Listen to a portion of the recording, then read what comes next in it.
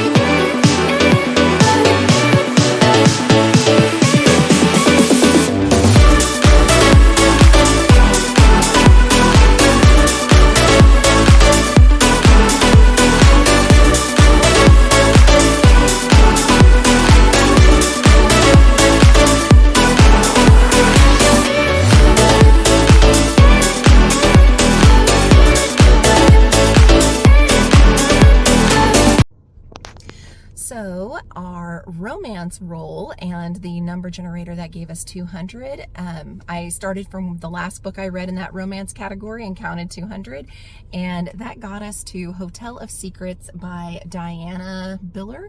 I've not read anything from this author before, so this will be interesting. In this, we're following Maria Wallner in Vienna during ball season, and she's determined for her family's hotel to succeed. The Hotel Wallner, she wants to bring it back to its former glory and is hoping to use the season to do it, despite the fact that her parents have a 3 decades long affair that keeps getting in the way. Random attacks by masked assassins keep happening, and a broad-shouldered American foreign agent has shown up trying to save her life and get to the bottom of things.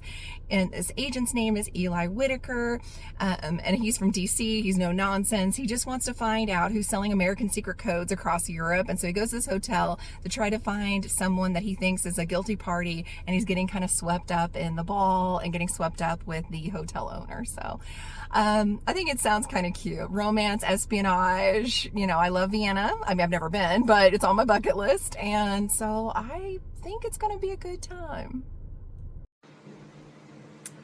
Yeah, I'm DNFing.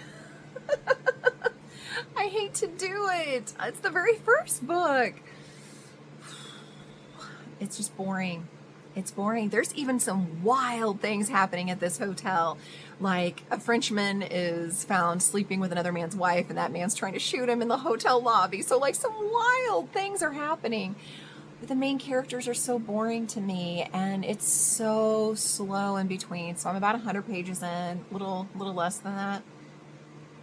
I just can't. I'm bored. I'm out.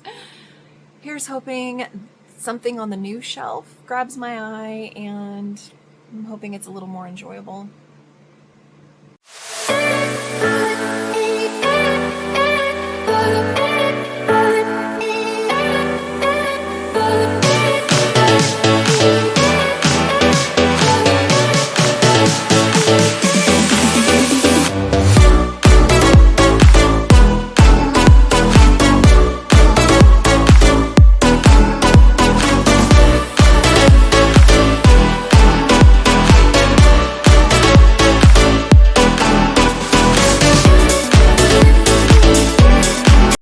So after going to the new shelf, I found Deep End by Ali Hazelwood. I'm excited.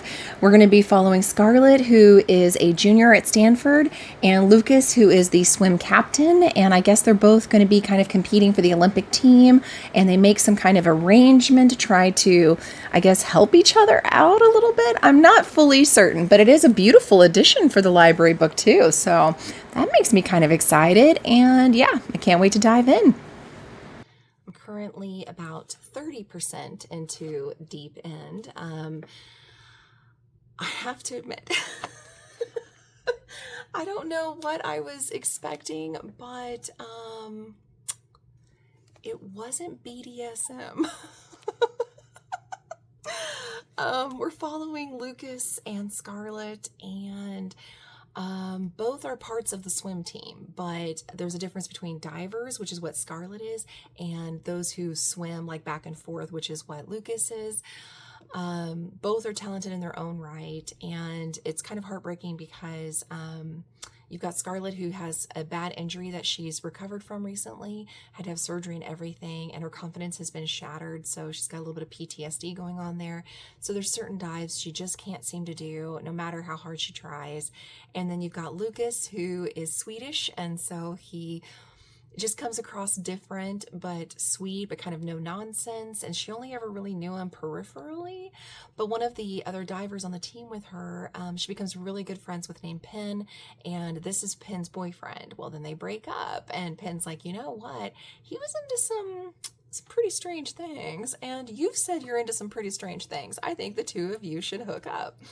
And what started off as a joke has almost kind of progressed into, what if we did?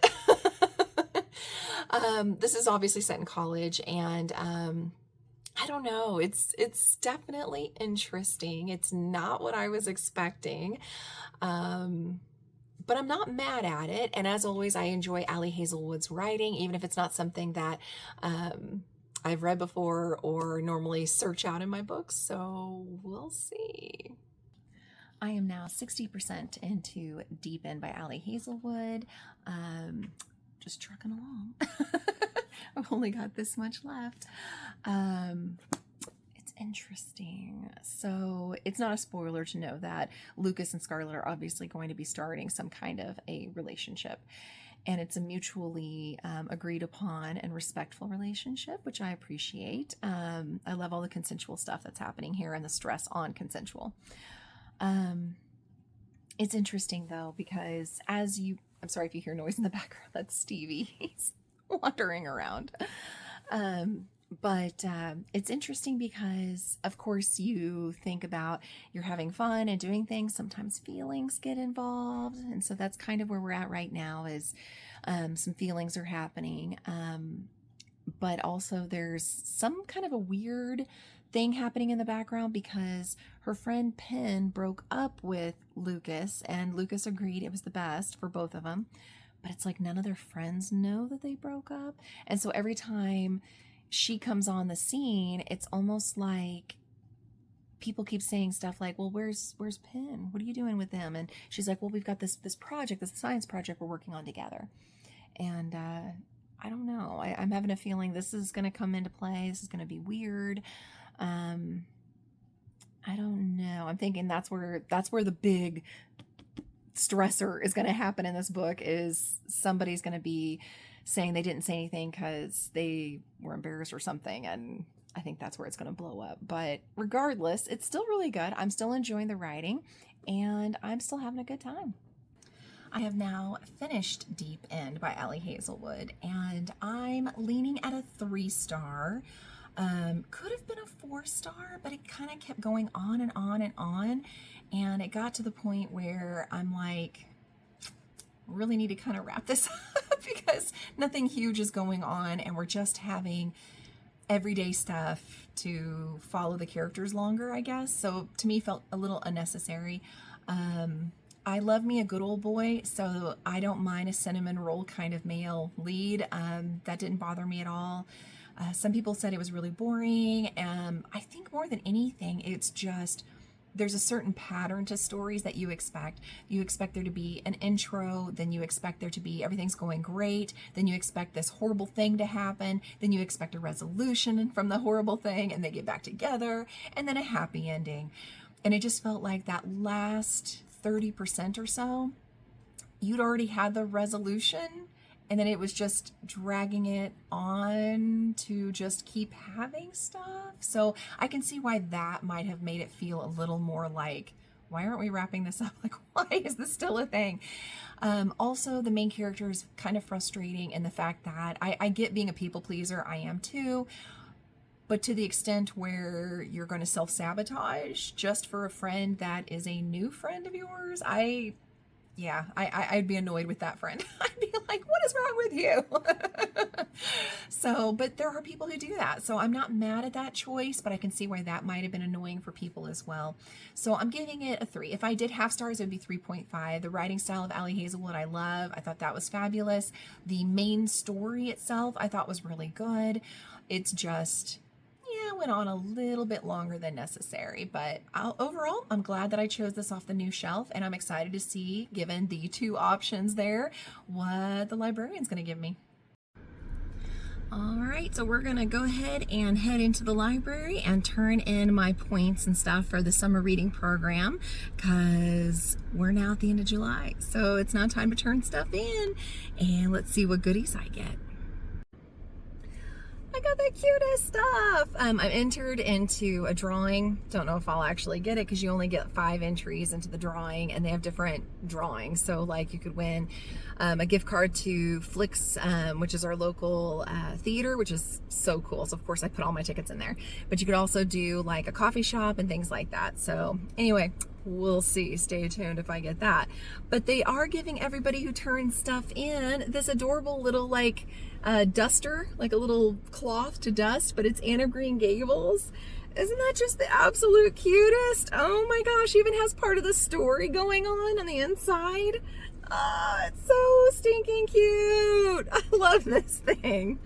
And along with that, they gave a coupon that's for a book that is $3 or less from their bookstore, which they have their books listed as anything that doesn't have a price tag on it. If it's a hardback, it's $3. If it's a paperback, it's $2.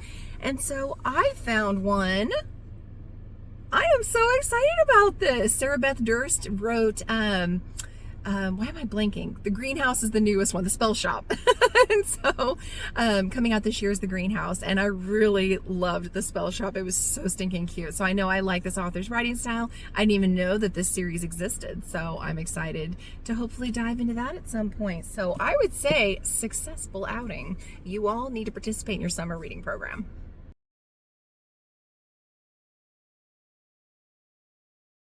So given the 2 options that I told her about, the librarian recommended The Awakening by Nora Roberts. I think because I also mentioned I love fantasy elements, and because I have read Nora Roberts before and enjoyed her writing style. So I think that's why the librarian leaned that way, because I don't know what this has to do with either of the other books that I had, but I'm not mad at it.